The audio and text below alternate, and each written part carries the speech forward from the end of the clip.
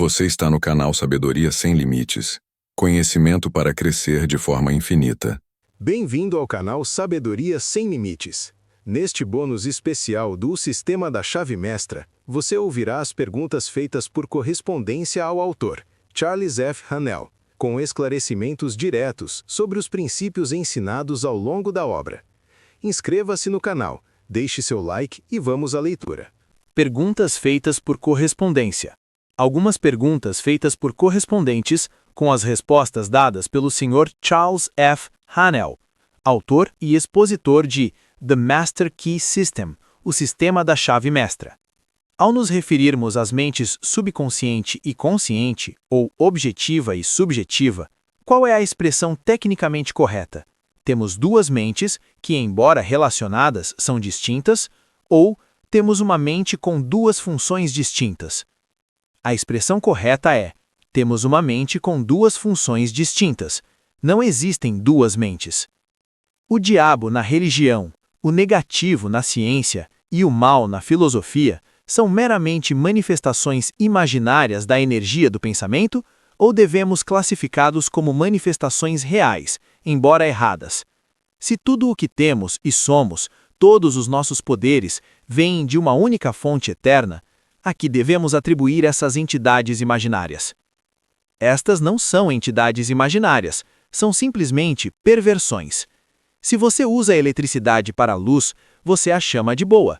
Se você toca um fio que não foi devidamente isolado e ele o mata, isso não significa que a eletricidade seja má ou maligna. Você simplesmente foi descuidado ou ignorante quanto às leis que regem a eletricidade. Pela mesma razão, o único poder infinito, que é a fonte de todo o poder, se manifesta em sua vida como bom ou como mal, dependendo de como você o utiliza de forma construtiva ou destrutiva. A ideia da chave mestra de Deus não é panteísta? Isso depende inteiramente da sua ideia de panteísmo. Panteísmo é um termo amplo e pode ser interpretado de várias maneiras. Por exemplo, o panteísmo concebe o universo como uma eterna evolução involuntária de um ser infinito, em contraste com o ateísmo, que é uma negação positiva da imanência divina, e o agnosticismo, que é uma dúvida dogmática sobre a existência de Deus. Isso está certo? A verdade é absoluta, mas a concepção da verdade varia com a consciência individual.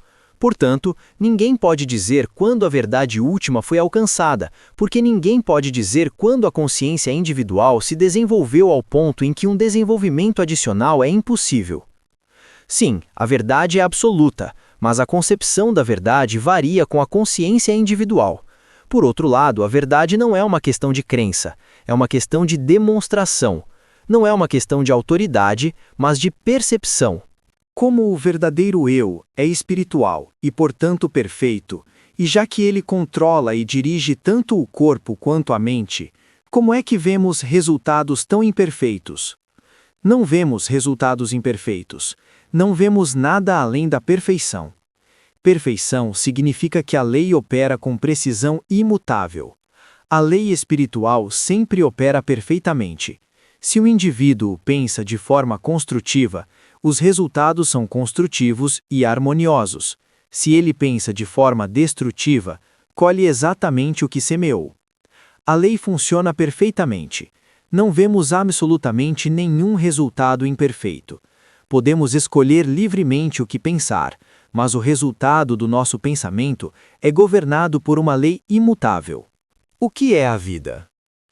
A vida é aquela qualidade ou princípio da energia universal que se manifesta nos chamados objetos orgânicos, como crescimento e atividade voluntária, e que normalmente coexiste em algum grau com alguma manifestação dessa mesma energia universal na forma da qualidade ou princípio denominado inteligência.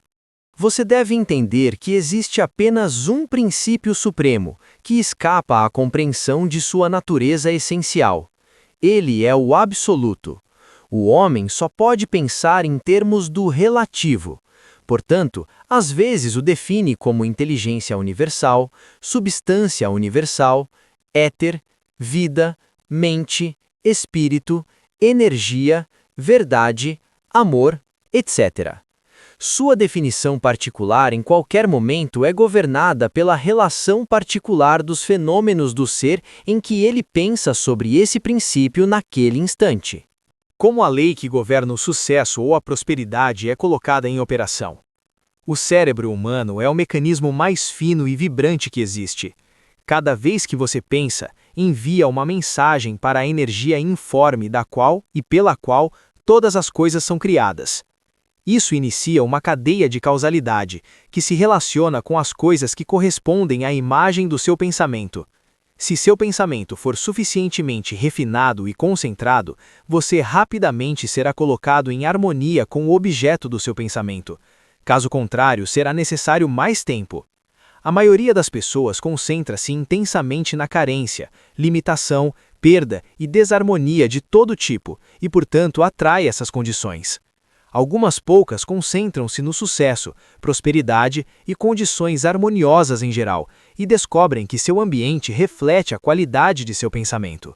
Como a oração é atendida? A mente universal, o poder onipotente, o Ser Supremo, não altera o modo de operação do universo para atender aos nossos pedidos, nem faz exceções, mas atua por meio de leis bem conhecidas, e essas leis podem ser colocadas em operação conscientemente ou inconscientemente, por acidente ou por intenção. É a operação dessa maravilhosa lei da atração que fez com que, em todas as épocas e tempos, os homens acreditassem que deve haver um ser pessoal que responda às suas petições e manipule os eventos para atender às suas demandas. Você afirma corretamente que a posse depende do uso. Como esse fato pode ser melhor explicado para mostrar que esta é a única maneira de adquirir um reservatório de poder, posse, etc., para recorrer em tempos de emergência? Por ilustração, um homem deseja fortalecer seu braço. Ele quer que ele se torne poderoso. Ele não conserva a força que já possui amarrando o braço ao corpo. Se fizesse isso, logo perderia a força que já tinha. Pelo contrário, ele começa a usá-lo, começa a exercitá-lo e descobre que quanto mais o usa, mais força adquire. Quanto mais dá de sua força, mais recebe. A mesma regra se aplica à força mental e espiritual. A menos que estejamos dispostos a pensar, teremos que trabalhar. E quanto menos pensarmos, mais teremos que trabalhar, e menos receberemos pelo nosso trabalho. É possível conceber um mundo em que não existam lenhadores?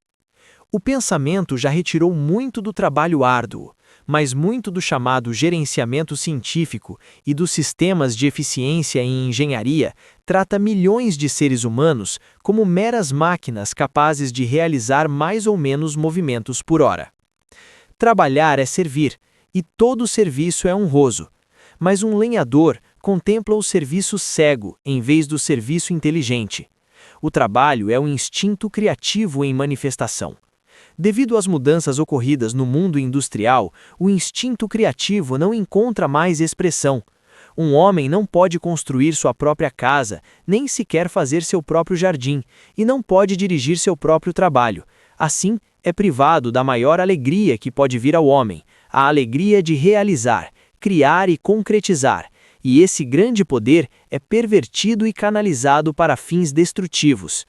Ele não pode construir nada para si mesmo, então começa a destruir as obras de seus companheiros mais afortunados. O trabalho, no entanto, está descobrindo que o universo não é um caos, mas um cosmos, que é governado por leis imutáveis, que cada condição é o resultado de uma causa, e que a mesma causa invariavelmente produz o mesmo efeito. Está descobrindo que essas causas são mentais, que o pensamento predetermina a ação. Está descobrindo que pensamento construtivo gera condições construtivas, e o pensamento destrutivo gera condições destrutivas.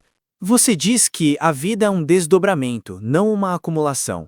O que nos chega no mundo exterior é o que já possuímos no mundo interior. Você não leva em consideração o conhecimento que uma pessoa adquire por livros, experiências, etc.? Você não pode obter absolutamente nenhum benefício de livros, experiências, ambiente ou qualquer outra coisa até ter criado células cerebrais capazes de receber o pensamento. Seu mundo interior é uma correspondência exata do seu mundo exterior. Suponha, por um momento, que você não conhece a língua hebraica. Um livro poderia ser dado a você com os pensamentos mais belos escritos na língua mais maravilhosa, mas isso não significaria nada até que você tivesse se familiarizado com o hebraico, e o mesmo vale para tudo o mais. Nenhum pensamento, ideia ou experiência tem valor para nós até que sejamos capazes de recebê-lo. Por essa razão, o mesmo pensamento não causaria nenhuma impressão em um homem enquanto seria recebido com surpresa e deleite por outro. O primeiro homem não formou células cerebrais capazes de recebê-lo. O segundo está pronto para ele. Ele compreende as belezas contidas na ideia. É correto dizer que a verdadeira religião e a verdadeira ciência são gêmeas e que a morte de uma implica a morte da outra. Por quê? A verdadeira ciência e a verdadeira religião são certamente gêmeas. Não pode haver morte para nenhuma delas, porque aquilo que é verdadeiro não pode morrer. A característica essencial da verdade é a fidelidade constante à ordem e à lei. A mente se ofende com todo o fenômeno da experiência interna e externa que parece contradizer essa constância e firmeza que ela considera a essência da verdade. Você verá que isso se aplica tanto à ciência quanto à religião. O que é verdadeiro na ciência deve ser verdadeiro na religião. Não pode haver uma verdade científica e uma verdade religiosa. Toda verdade é uma só e indivisível. Como o materialismo e o espiritualismo encontram harmonia no sistema da chave mestra? O sistema da chave mestra ensina que existe apenas um princípio, um poder, que tudo que existe é uma materialização desse único poder. O poder em si é espiritual, mas a manifestação do poder é material. Um é subjetivo e o outro objetivo, duas fases de um único ser. Encontramos isso em toda a natureza. O homem é um ser espiritual, mas também possui um corpo material. O espírito deve se manifestar no plano objetivo de maneira objetiva. O aspecto espiritual, nesse sentido, não tem absolutamente nada a ver com os fenômenos geralmente considerados espiritualistas. Qual explicação deve ser dada para o fato de que, embora a grande maioria das pessoas, não apenas na Europa, mas também nos Estados Unidos, esteja cansada da guerra e deseje apenas a paz e o retorno a condições normais prósperas, o retorno a essas condições desejadas é um processo tão lento e difícil? Não há, é claro, como você diz, desejo por mais guerra, assim como não há desejo por pobreza, crime ou qualquer outra condição destrutiva. Mas, por outro lado, existe um desejo consciente e subconsciente pelas coisas que provocam guerra, destruição, pobreza e crime, e esse desejo de poder ou separação é a velha questão de quem será o maior no reino. A lei não faz distinção de pessoas. Isso é verdade tanto para nações quanto para indivíduos. Nações, assim como indivíduos, eventualmente aprenderão que a força sempre pode ser confrontada com força igual ou superior, e por essa razão, a força jamais pode ser o fator determinante de qualquer situação. A harmonia objetiva só pode vir como resultado da harmonia subjetiva, e a harmonia subjetiva só pode surgir como resultado de visão, compreensão e percepção. No ápice da realização almejado pelo sistema da chave mestra, como é possível ignorar a teologia? Há alguns séculos, pensava-se que era necessário escolher entre a Bíblia e Galileu. Há 50 anos, acreditava-se que era preciso escolher entre a Bíblia e Darwin, mas, como diz Dean Enge, da Catedral de St. Paul, todo homem educado sabe que os principais fatos da evolução orgânica estão firmemente estabelecidos e que eles são completamente diferentes das lendas que os antigos hebreus tomaram dos babilônios. Não somos obrigados a ferir nossa razão rejeitando os resultados comprovados da pesquisa moderna. O cristianismo tradicional deve ser simplificado e espiritualizado. Atualmente, está sobrecarregado por uma má ciência e caricaturado por uma má economia, e quanto mais convencidos estivermos disso, menos inclinados estaremos a fundamentar a existência de nossa fé em superstições, que são a religião dos irreligiosos e a ciência dos não científicos. Qual é o significado da afirmação apenas 5% tem a visão para anexar a posição estratégica, para ver e sentir algo antes que aconteça? 95% das pessoas estão ocupadas tentando mudar efeitos. Algo acontece que elas não gostam e tentam mudar a situação. Logo descobrem que estão apenas trocando uma forma de aflição por outra. Os outros 5% estão ocupados com as causas. Eles sabem que, para promover qualquer mudança permanente, é a causa que devem buscar. Logo descobrem que a causa está sob seu controle. São esses 5% que pensam e os 95% que apenas aceitam o pensamento dos outros.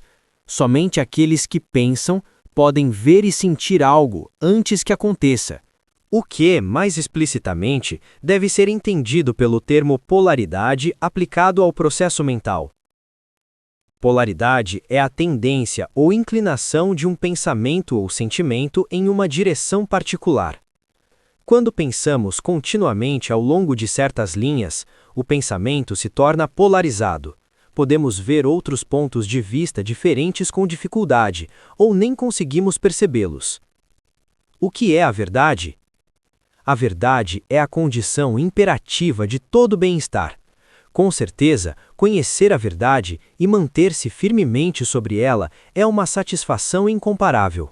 A verdade é a veridade subjacente, a condição prévia para toda relação comercial ou social. A verdade é o único terreno sólido em um mundo de conflitos, dúvidas e perigos.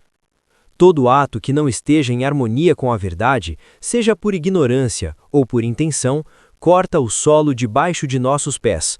Conduz à discórdia, à perda inevitável e à confusão, pois enquanto a mente mais humilde pode prever com precisão o resultado de toda a ação correta, a mente mais profunda, penetrante e erudita se perde irremediavelmente e não consegue formar nenhuma concepção dos resultados de uma violação dos princípios corretos. Como os germens são criados? A criação consiste na arte de combinar forças que têm afinidade entre si na proporção correta. Assim, oxigênio e hidrogênio combinados nas proporções adequadas produzem água. Oxigênio e hidrogênio são gases invisíveis, mas a água é visível. Os germes, no entanto, têm vida, portanto devem ser produto de algo que tenha vida ou inteligência. O espírito é o único princípio criativo no universo, e o pensamento é a única atividade que o espírito possui. Portanto, os germes devem ser o resultado de um processo mental. Um pensamento parte do pensador, encontra outros pensamentos com os quais possui afinidade, eles se fundem e formam um núcleo para outros pensamentos semelhantes. Este núcleo envia impulsos para a energia informe, na qual todos os pensamentos e todas as coisas estão em solução. E logo, o pensamento se fecha em uma forma de acordo com o caráter que lhe foi dado pelo pensador. 1 milhão de homens, na agonia da morte e da tortura no campo de batalha, enviam pensamentos de ódio e angústia. Logo, outro 1 milhão morre devido ao efeito de um germen chamado gripe. Somente o metafísico experiente sabe quando e como o germe mortal surgiu. Assim como existe uma infinita variedade de pensamentos, existe uma infinita variedade de germes, construtivos e destrutivos. Mas nenhum germe, seja construtivo ou destrutivo, germinará e prosperará até encontrar um solo adequado onde possa criar raízes. O que deu origem à ideia da reencarnação. O plasma germinal de cada geração sempre contém a soma de tudo o que passou antes dela. O núcleo de cada célula contém os cromossomos, que reproduzem a espécie da natureza e suas condições de acordo com uma lei definida. Cada cromossomo, microscópico como é, contém os elementos de todas as outras células de um corpo maduro, mais características de espécie, mais características de forma e aparência, mais semelhança familiar, mais natureza, mais mente, mais tendências amadurecidas, mais tudo aquilo que compõe personalidade e individualidade. Fisicamente, somos exatamente o que nossos antepassados foram, acrescidos de ambiente e educação. É essa persistência da identidade do cromossomo individual de geração em geração que deu origem à ideia de reencarnação. O que é magia negra? A ideia de que existe um fenômeno chamado magia negra é atribuível à credulidade, superstição e à falta de compreensão das leis que regem o mundo mental. Todos os pensamentos e todas as coisas estão em solução na mente universal. O indivíduo pode abrir seus portões mentais e, assim, tornar-se receptivo a pensamentos de qualquer tipo ou descrição. Se ele pensa que existem magos, bruxas ou feiticeiros que desejam prejudicá-lo, ele estará abrindo a porta para a entrada desses pensamentos e poderá dizer com Jó: "As coisas que temia vieram sobre mim." Por outro lado, se ele pensa que existem aqueles que desejam ajudá-lo, estará abrindo a porta para tal ajuda e descobrirá que, segundo a tua fé, seja feito a ti. É tão verdadeiro hoje quanto há 2000 anos. Não consigo compreender totalmente a aplicação da lei da vibração ao mundo do pensamento. Como, por exemplo, podemos mudar a taxa de vibração aqui? Em que direção deve ser alterada para produzir os melhores resultados? Todo pensamento altera a taxa de vibração. À medida que você é capaz de pensar pensamentos maiores, mais profundos, mais elevados e mais vigorosos, as células cerebrais se refinam, tornam-se mais poderosas e passam a receber vibrações mais sutis. Isso não é verdade apenas no mundo mental e espiritual, mas também no mundo físico. Assim como o ouvido se treina na música, ele passa a receber vibrações mais sutis, até que o músico treinado possa ouvir harmonias de som das quais a pessoa comum nem sequer percebe. Em meio ao aparente caos das condições atuais, não é fácil discernir a chegada da aurora que todos os grandes da Terra previram, a segunda vinda do milênio. Um dos sinais característicos de um despertar geral é o otimismo que brilha através da névoa da dúvida e da inquietação. Esse otimismo toma a forma de iluminação, e à medida que a iluminação se torna geral, medo, raiva, dúvida, egoísmo e ganância desaparecem. Não estamos esperando o menino Cristo, mas a consciência de Cristo. Estamos antecipando uma realização mais ampla da verdade que libertará os homens.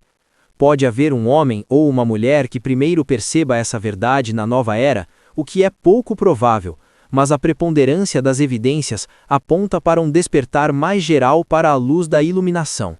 Você fala sobre a mente originadora que forma, sustenta, mantém e cria tudo o que existe. Isso explica a fonte da capacidade do homem de pensar em carência, guerra, crime e etc. Sim, isso inclui a capacidade do homem de pensar em carência, guerra e crime. Se ele pode pensar de forma construtiva, também pode pensar de forma destrutiva. Mas assim que o homem aprende que o pensamento é um processo criativo, que somos criadores e não criaturas, ele deixará de pensar destrutivamente para si e para seus semelhantes. Você está sem dúvida correto ao afirmar que a atitude de Carlyle de odiar o mal não era propícia ao seu próprio desenvolvimento. Por outro lado, qual deve ser a atitude em relação aos grandes males do dia, como guerra, corrupção, assassinato, vício, roubo, etc.? Não é verdade que muitas vezes é necessário derrubar, limpar a vegetação, por assim dizer, antes de iniciar o trabalho construtivo? Não, isso não é verdade. O processo de destruição não é de forma alguma necessário. Não precisamos remover arduamente a escuridão de uma sala antes de acender a luz. Pelo contrário, tudo o que é necessário é acender a luz e a escuridão desaparece. Da mesma forma, se apenas 0,1% do dinheiro e do esforço fosse gasto em trabalho construtivo em vez de destrutivo, os grandes males do dia aos quais você se refere desapareceriam como mágica. A unidade da nação é o indivíduo. O governo representa apenas a inteligência média das unidades que compõem a nação. Portanto, nosso trabalho é com a unidade. Quando o pensamento do indivíduo é mudado, o pensamento coletivo cuidará de si mesmo, mas tentamos inverter o processo. Tentamos mudar governos em vez de indivíduos, o que é impossível. Mas com um pequeno esforço inteligente e organizado, o pensamento destrutivo atual poderia ser facilmente transformado em pensamento construtivo. Templos têm suas imagens sagradas e vemos a influência que sempre tiveram sobre grande parte da humanidade.